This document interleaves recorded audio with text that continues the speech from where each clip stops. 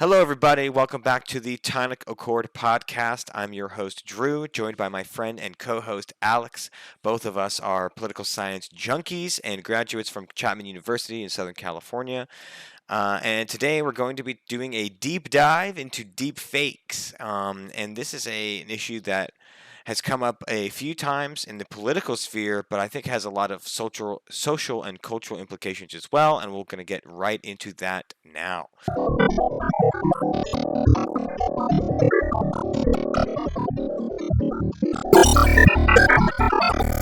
So, Alex, I wanted to start off just by showing a little bit, and our viewers, just by showing a little bit of what deepfakes can do and some of the more fun stuff. So, I mean, you might know deepfakes at home as basically face swap on Snapchat. And here's a good one: this is a guy that looks like Tom Cruise, looks like Tom Cruise, right? It's a little embarrassing, it reminds me, it was once in Russia, I ran into... his eyes and look at his smile. Mr. Movie Star. Hey Tom, what's up, man?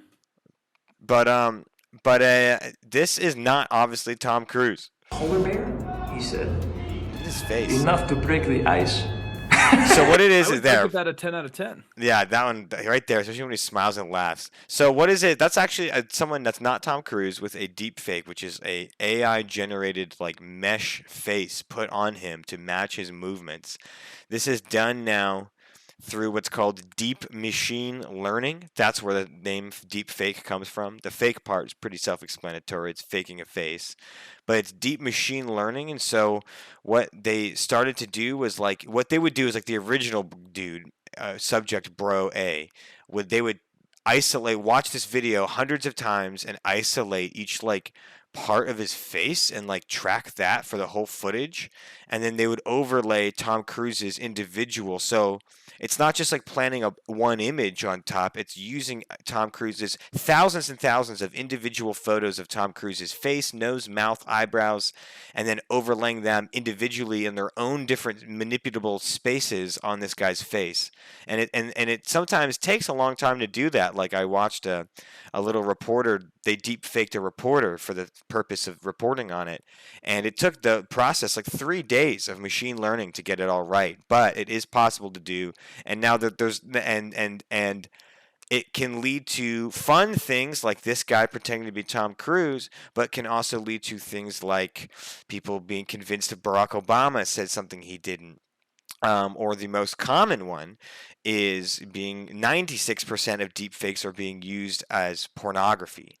And using popular people's faces on top of other people's bodies, and for that. So, with that in mind, what's your first impression of something like this, Alex? Things have sure changed quite a lot. That's probably my first impression here is that, I remember, oh gosh, maybe 5 years ago on Snapchat, you could first start doing the bunny ears with maybe rosy cheeks or something. And, it's clearly fake. You can clearly tell that it's almost cartoon-esque. And, while Snapchat has gotten a little bit better, it is crazy to see some of these, I'll never forget, I think it was maybe 3 years ago when there was the one of Nancy Pelosi where they slowed her down, which is not totally what you're talking about here, but I think it's kind of applicable. Yeah. And, she appeared drunk. And then I just remember right-wing media just jumped off on that. They're like, oh, Nancy Pelosi's an alkie. She's on her planes to Congress, just always drunk and blah, blah, blah. So, why should we work with her? She's a mess. And so, where I'm going there is that I feel like deep fakes are really good at convincing people of something that's not true.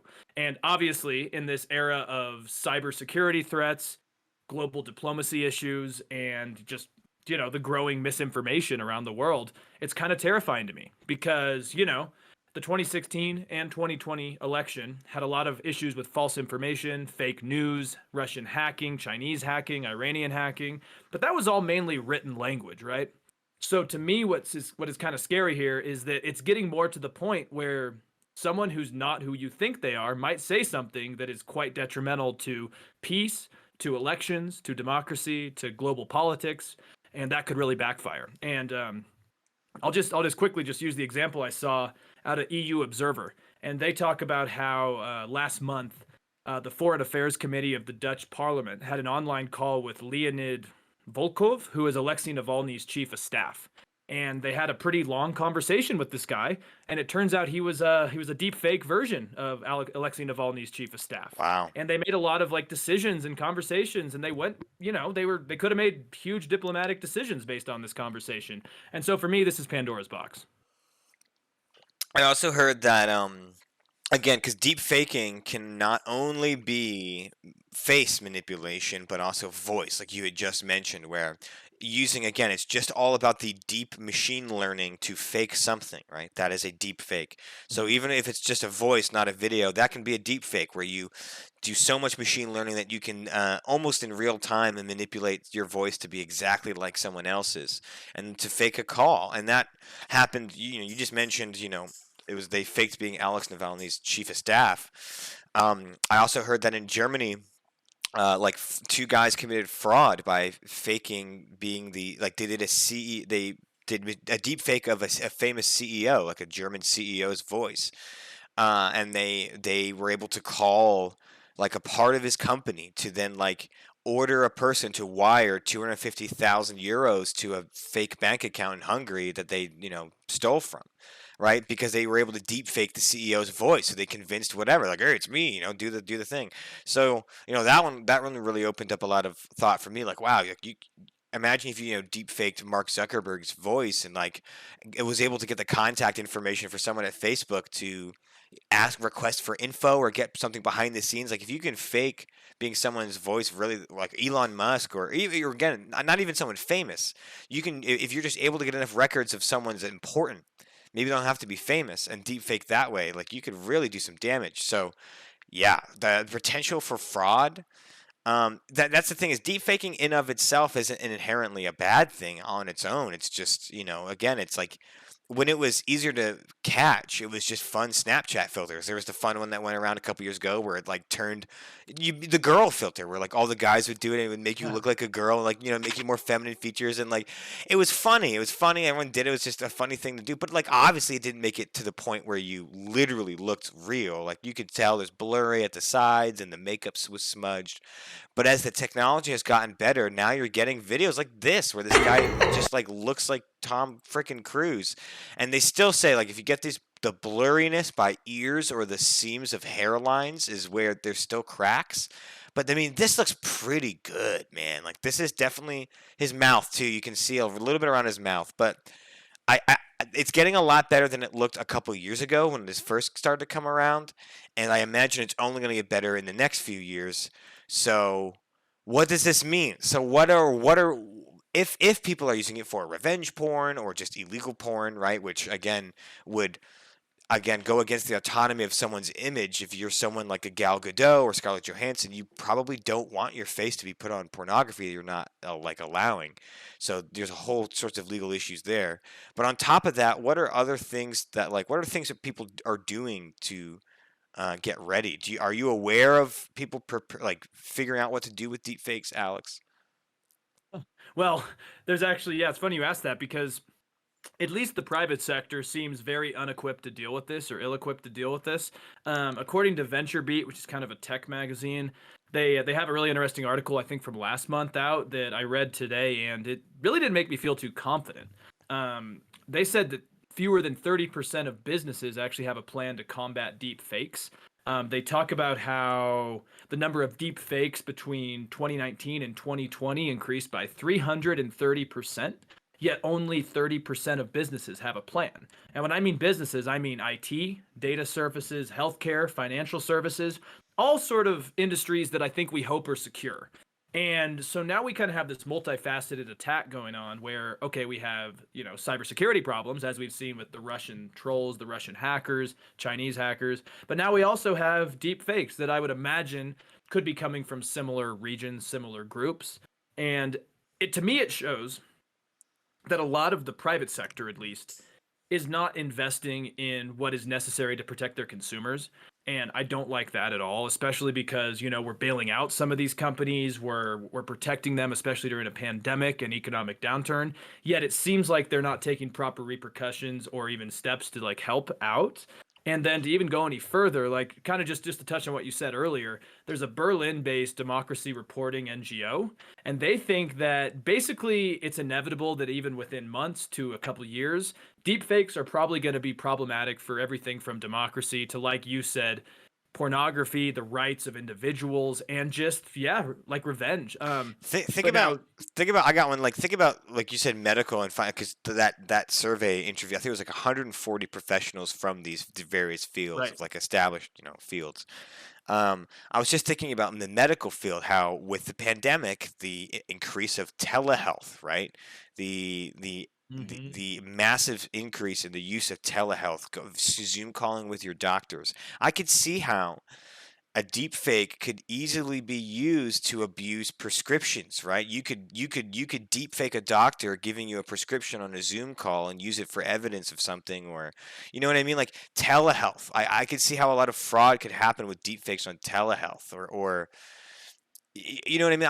I'm not thinking of a fleshed out plan to scam here. I'm just thinking of it's not necessarily just, oh, now I can look like Barack Obama on Snapchat. Like I think there's like deeper uses of deepfake technology that go past just even porn, even though that's the most used, based on what we know now. That's what it's mostly used for. But outside of that as well, like I think telehealth, obviously politics, and there's a super interesting story that Al Jazeera mentioned. It was out of Africa, Gabon, the city of Gabon or something. Let me see. Military coup, but it was basically the Gabonese coup d'etat, the 2019. Yes, okay. President Ali Bongo. Here we go. So, the 2019 Gabonese coup d'etat against President Ali Bongo. Ali Bongo has been president for a while. I'm not going to get too deep into this, but it has to do with deepfakes in a weird way. He suffered a stroke. And he was off the public eye for a few weeks or a month, I think, right? So, and then he came back after people getting uneasy. They're like, where the hell's our president? Why are we not talking to us? And he came back to do a little speech and give an update, but his eyes looked different and his mouth looked different. And people in the country thought it was a deep fake. Now it turns out it was not a deep fake. He had suffered a stroke, and because of the stroke, his eyes and mouth had changed their positions slightly on his face. So he just, that's why he was gone for a month, was he was suffering a stroke, healing, and then coming back. But what happened was, because of the advent of deepfakes and the distrust in media as a result of that, and a litany of other things we've talked about, that all that distrust came into, people were like, I legitimately think our president's deepfaking his speech. To the point where a military coup happened, where some of the soldiers went and stormed and took over a news station, and it became a viral video. Um, but so that's one example of not necessarily a deepfake that happened to affect politics, but the fear of deepfakes and the technology and conversation around it drove political action. Oh yeah, and I mean that's a really good point, because it's kind of a good leeway into probably my biggest concern about this, which is the opposite of almost what happened in Gabon, but actually could also happen. Like, so I just want to play this out in my head, right? Like, imagine we see the Delta variant or some further variant of COVID hit the US and say it actually affects the vaccinated. And we have President Biden go in front of the country and say, we need to lock down again, or we need to at least take more preemptive measures, mask up again.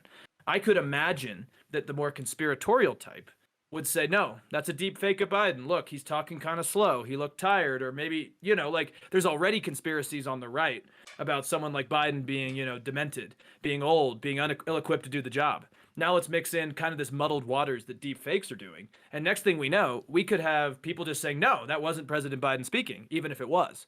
And now let's flip it the other way. What's happening in Maricopa County right now, still, between what I call Italy Gate, where people like Mark Meadows are claiming that the Italians shipped in ballots and that the, bamboo ballots were shipped in. And a lot of political strategists on the right and the left call what's happening in Maricopa County right now kind of a dress rehearsal for 2022 and 2024. It's just the idea of looking for any evidence that there was fraud and then, going off with that.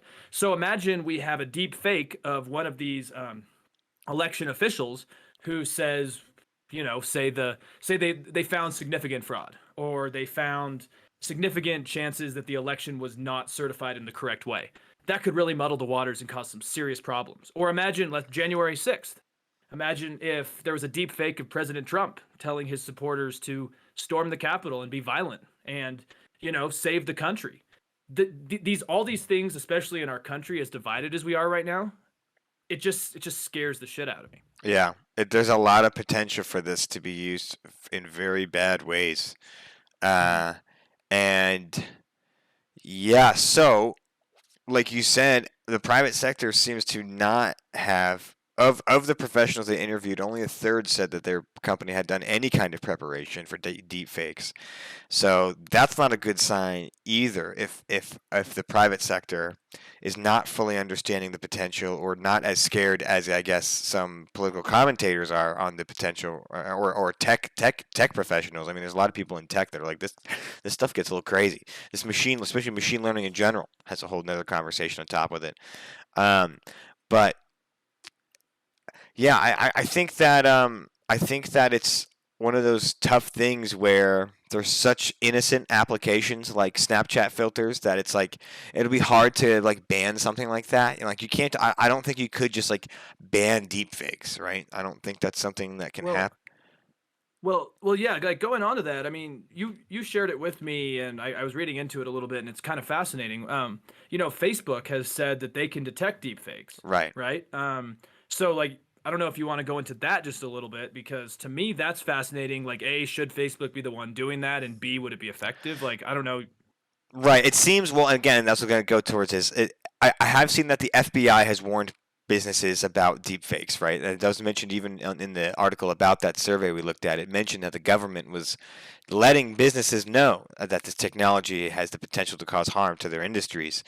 And then I guess, to not much surprise, but it's significant that the tech giants would be the ones to do kind of lead the charge in combating this. Whether or not that's how we should be doing it is, there's a lot of, on the left and right, a lot of distrust of big tech, but they have the resources and the talent to go against something like this. And so one is Facebook now claims that, I just saw on NPR, I think it was last week, that Facebook now says they can detect deepfakes and where they come from. It didn't give too much. There's more the Tom Cruise guy. That's so funny. They didn't give too much insight into the actual technology Facebook has developed for that. This article is pretty small, but they claim that they have that. I also know that here, Microsoft has its own technology that they've been developing. This little blip came out in September to combat disinformation in general, and obviously deepfakes. And so they have a whole new department looking at combating misinformation using technology. And so I think that's all super cool, right? And so it's good to know that some of these large companies have developed technology to combat disinformation. However, the relationship, it's one of those, it's almost like a police department cleaning up itself, where it's like, I'm glad to hear that police departments want to be more, clean themselves up, but who's watching the watcher? And it's tough to swallow when some of these companies have a reputation for being a part of the misinformation, including Facebook, including Microsoft, and I think including Apple, which you have a little bit about Apple, kind of going, not necessarily deepfakes, but the distrust in the information. Yeah, absolutely. And like, just to kind of touch off on that before we move on, is that yeah, I mean, okay, here's the truth about Facebook. I feel like they have the wherewithal to do it. They have the tech. They understand how to do it. They talk about how in digital photography, right, there's these fingerprints. And again, I'm an idiot with this stuff. I don't know how that works, but there are fingerprints used to identify digital cameras used to produce an image. And apparently, Facebook engineers and Facebook scientists, blah, blah, blah, say that they can equally be used to identify generated models of images. So deepfakes. And okay, that's great. But my problem is that Facebook and Zuckerberg haven't really had the wherewithal to limit the spread of false information in written form, right? And so why would they want to like focus on this now? Would they even be able to do it? I mean, I just see actually Facebook is one of the worst actors, like in terms of actually trying to stop false information. I do like that they have this, kind of Supreme Court of Facebook, this kind of judicial review board of Facebook. I do like that. It's clear they're trying to make progress, but there needs to be more of an oversight board on these companies because Facebook arguably is responsible for a lot of the division in this country right now. And it's just interesting that we're hoping to trust them on that. So, yeah, I mean, You wonder if it's like because I think there's more in industry implications for this. Like, right. if someone lies about someone else on Facebook, what does Mark Zuckerberg care? But if someone deep fakes Mark Zuckerberg into saying something stupid, then of course he cares, right? So it's almost like, oh, they're real scared about this technology. It's a little bit more close to their pocketbooks, right? That's really true. That's a very good point. And I loved The Social Network. I thought it was actually a really really amazing movie, but I can't stand Mark Zuckerberg anymore. To me, he's a lot more of an evil genius than I used to think. I So mean, that would make he sense. wasn't even portrayed that well in The Social Network. He was portrayed as kind of an asshole in that movie. I mean, great, Right. no, another great movie, but it's not exactly a good look even in that film. No, definitely. And okay, so you'd mentioned Apple. It's a little bit of a not quite a 180. Let's call it like a 90-degree turn, because it definitely still deals with tech. And I like to call this Apple v China. And basically the issue is like my general thought is that Apple's a company. It's one company with two different messaging and strategic plans, one for the West and one for China. And I read a really good New York Times article, and then they also brought it up on the New York Times Daily. And I think a lot of people just assume that Apple is super secure. And in many ways, it is, especially in the United States, right? Like those iMessages, the blue messages, they're encrypted, and you would need an encryption key to be able to access them. So I do remember time and time again, especially with domestic terrorism, the FBI has tried Right, and failed to get some of these messages. Now, right, other times they have been given over if it's photos or videos, but a lot of these encrypted messages are safe. The problem is that could be changing, and it's been changing. Tim Cook, or Tim Apple, as Trump used to call him, he was really responsible back in, I think, the late 90s, early 2000s for opening up Apple to China. And during that process, basically what happened is obviously China's a giant country, it's a huge market, and it has great infrastructure for manufacturing. And so I think Tim Cook, who was overseeing this project, just saw the long term goals and the long term money involved in doing this. And so we opened up to Apple. There was really no plan B. There's no other country like China. I mean, India just doesn't have the infrastructure. It's a lot poorer, and it's just not the same. And so Apple banked on China, and it did work out, right? Most of the Apple products are built in China. But the scary thing is that this article talks about is that Chinese factories and Chinese like giant data facilities own all of iCloud for China and parts of the West. So all that encrypted data, those encrypted photos, those encrypted messages that are in your iCloud, a lot of them are stored in China. And Apple at first put their foot down saying, okay, you can store this here, but we still are going to have access to the encryption keys. But the problem is that like we've seen with a lot of other companies, even if you're a Western company, pro-capitalist, pro-democracy, China can have you by the balls and they can F you over. And if you want to play ball in China, you have to play ball with the Communist Party. And now it looks like China is threatening to kick Apple out unless they're allowed to use these encryption keys and have access to them. And arguably they already do. And so what it's looking like is that a lot of people's information, which they thought or think has been secure, may not be. And there doesn't seem to be much of a plan B for this. And just to like sum up like how scary this is that old iPhones, I remember my older iPhone said designed by Apple in California. That was removed. That slogan, if you look on your iPhone, is no longer there. The Chinese didn't want that, and they lobbied Apple to get rid of that.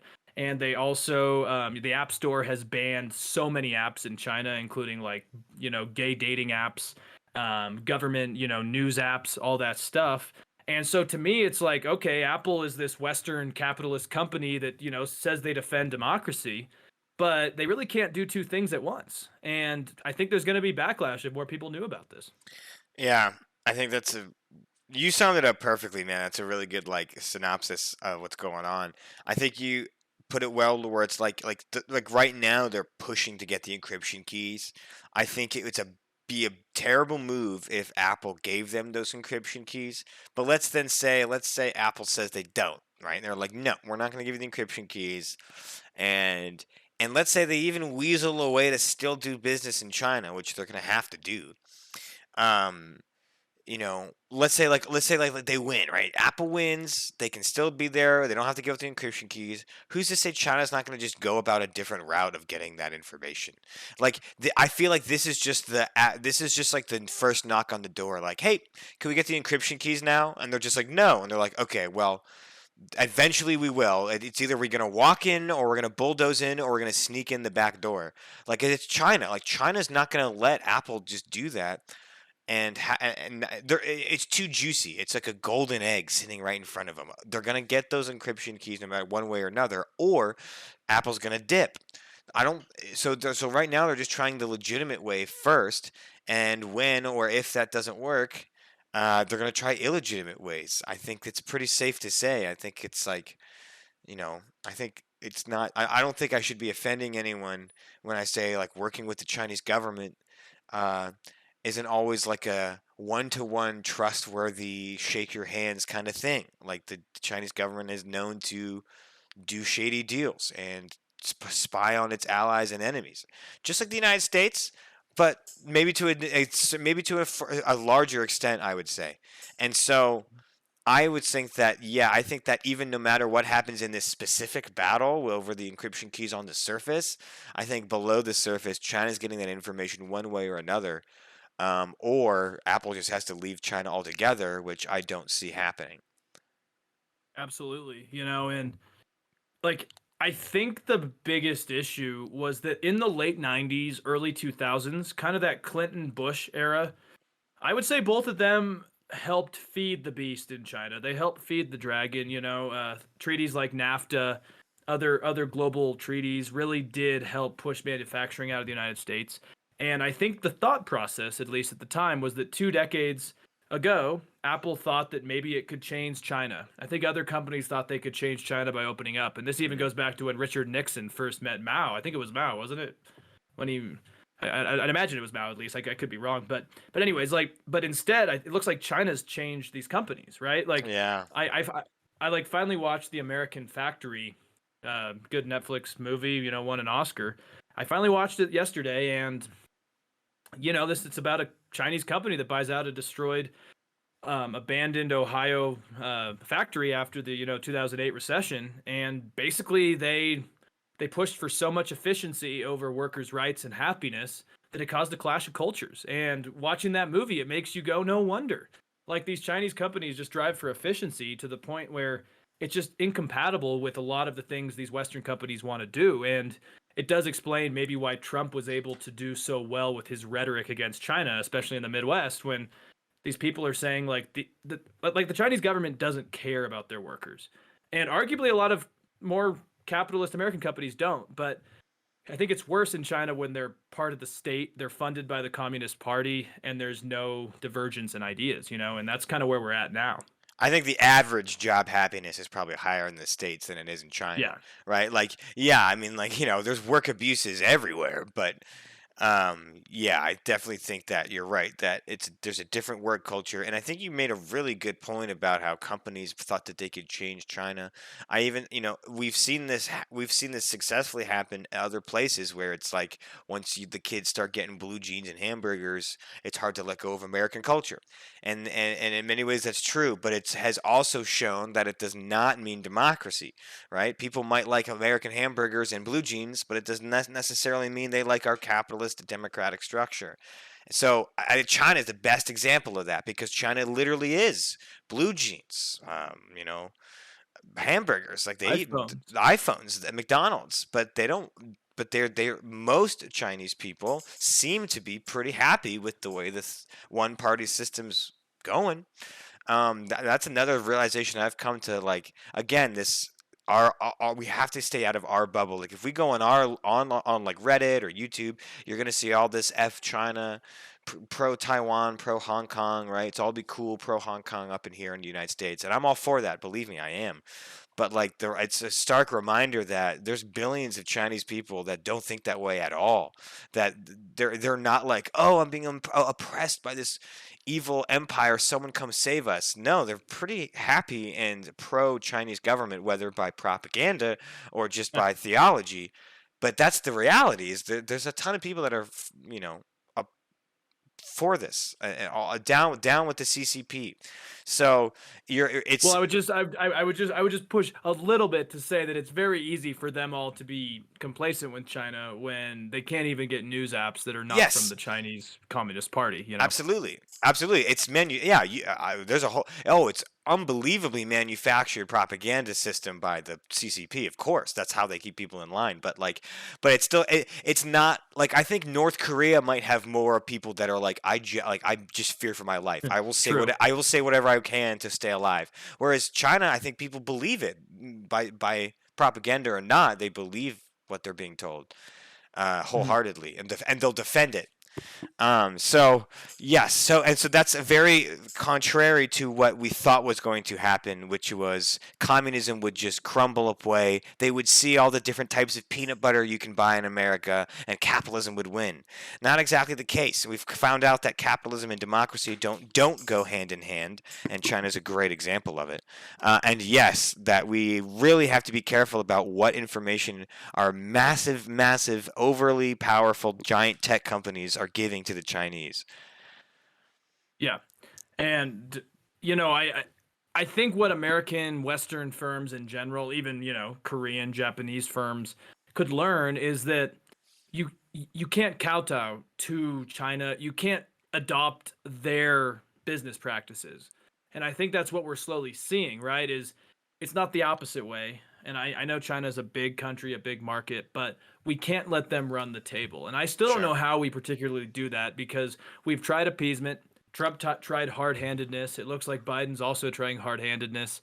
We'll have to see. We'll have to see. But it is just crazy to me that the data of a lot of Westerners, a lot of Americans could be compromised because we went for efficiency over, long-term ideology and long-term gains. So, yeah. Um, anyways, yeah, thank you all for listening to this segment.